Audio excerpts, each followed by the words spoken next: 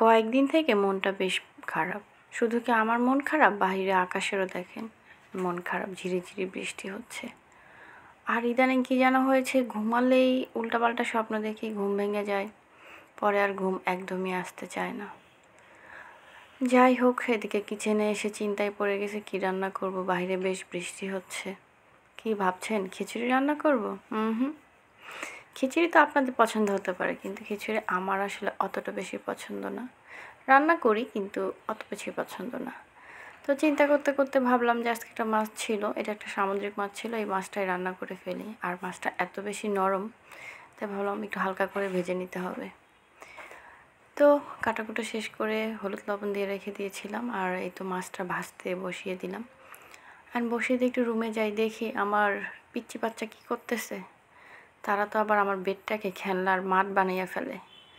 এই যে আমার রুমের বেডটা, এই যে দেখেন, বেডের মধ্যে বালিশ দিয়ে তারা বেডের মধ্যে আরেকটা বাসা বানায়।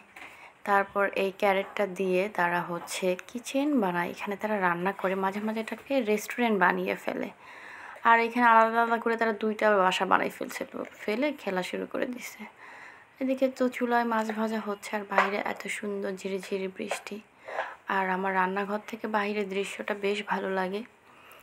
আর বৃষ্টি হলে সবুজটা একদম এত সুন্দর দেখা যায়, সত্যি অনেক সুন্দর। প্রকৃতি আসলে সুন্দর।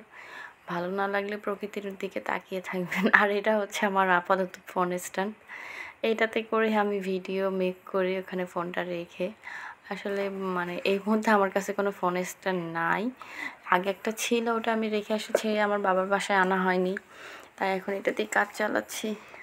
আর এই যে মাছ ভাজাটা প্রায় হয়ে গেছে, ওটা রেখে দিয়েছি। আর মাছটা আজকে আলু দিয়ে রান্না করব, আলু দিয়ে ঝোলের মতো করব, কারণ অত শুকনো শুকনো খাবার খেতে ভালো লাগে না। আর বলেছিলাম না মাছটা নরম হয়ে গেছে, ভাজতেই দেখেন মাছের অবস্থা শেষ। তো আলু কষানো শেষ, এখন একটু পানি দিয়ে নিয়েছি, আমার রান্নাটাও প্রায় শেষ। এখন মাছটা দিয়ে দিব। আর নর্মালি সবাই যেভাবে রান্না করে এভাবেই।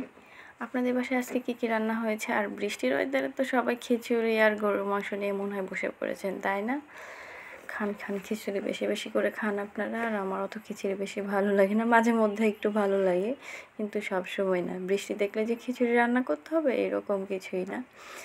যাই হোক, আজকে মাছ দিয়ে তরকারিটা এভাবে অনেকদিন পরে রান্না করছি, বেশ ভালো লেগেছিল। বেশিরভাগ সময় দেখা যায় যে আমার বাসায় মুরগিটাই রান্না হয়, কারণ আমার বাচ্চা মুরগির মাংসটা বেশি পছন্দ করে। মাছ কাটাও খেতে পারে না, অনেক কষ্ট করে বেছে দিতে হয়। আর গরু মাংস ওভাবে খেতে পারে না ছোটো মানুষ, তো মুরগিটাই প্রেফার করি। ভালো থাকবেন সবাই, আজকের ব্লগটা এতটুকুই।